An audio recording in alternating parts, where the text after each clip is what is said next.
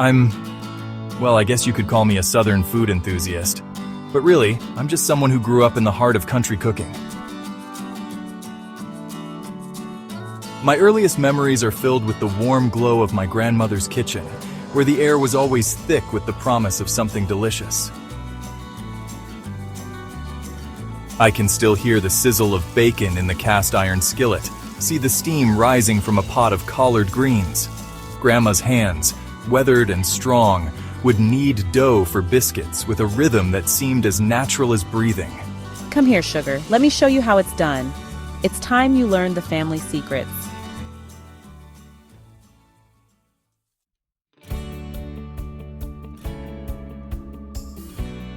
Every Sunday, our family would gather around her table, a feast spread out before us like an edible map of our heritage.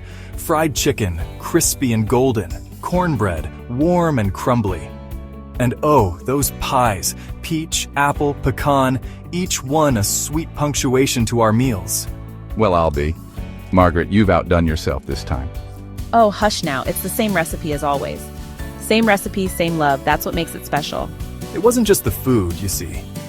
It was the way Grandma's cooking brought us all together, made us feel connected. After the meal, we'd spill out onto the porch, full of food and family stories. Those lazy Sunday afternoons seemed to stretch on forever.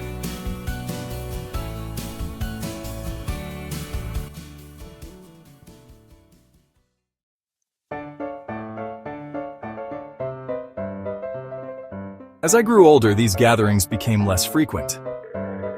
College, jobs, life, they all seemed to conspire to pull us apart. I found myself caught up in the hustle and bustle of modern life, microwaving meals and grabbing fast food.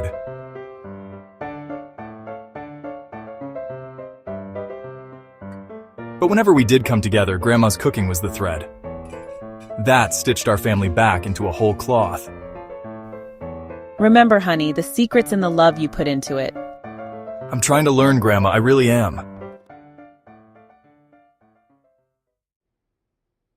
It wasn't until years later, standing in my own kitchen, that I truly understood what Grandma had been doing all those years.